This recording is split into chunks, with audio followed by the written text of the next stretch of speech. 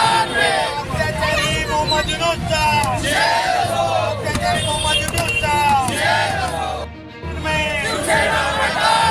अत्याचारी मोहम्मद युनूसचा अत्याचारी मोहम्मद युनूसचा। बांगलादेशात हिंदू बांधवांवर होणाऱ्या अत्याचाराविरोधात शिवसेना ठाकरे गटाचे धरणे आंदोलन। 3 महिन्यांपासून सतत बांगलादेशामध्ये हिंदू बांधवांवर अत्याचार होत असल्याने दत्त चौक येथे शिवसेना उद्धव बाळासाहेब ठाकरे गटाच्या वतीने धरणे आंदोलन करण्यात आले।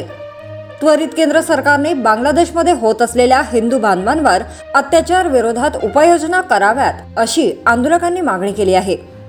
यावेळेस शिवसेना उद्धव बाळासाहेब ठाकरे गटाच्या पदाधिकाऱ्यांकडून दत्त चौक या ठिकाणी बांगलादेशचे काळजीवाहू पंतप्रधान मोहम्मद युनूस यांच्या बॅनरला जोडे मारून निषेध केलाय। आंदोलनामध्ये मोठ्या संख्येने शिवसैनिक सहभागी झाले होते। प्रमाणावर हिंदू राहतात, त्या हिंदूंचं संरक्षण करण्याची जबाबदारी सुद्धा ह्या हिंदुस्थानचीच आहे, हिंदुस्थान सरकारची आहे।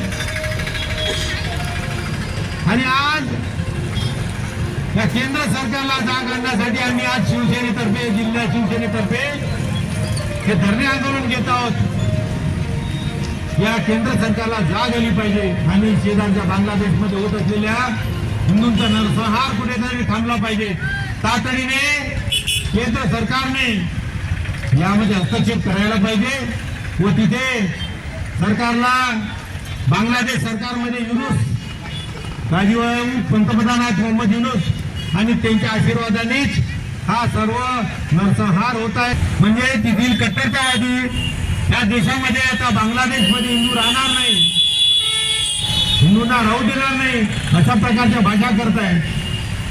परंतु हे कुठेतरी थांबलं पाहिजे। याकरिता आम्ही केंद्र सरकारला आवाहन करताय शिवसेनेतर्फे की आपण तात्काळ केंद्राने आम्ही दखल दिली पाहिजे व बांगलादेशमधील हिंदूवर होणारा अत्याचार थांबवला गेला पाहिजे।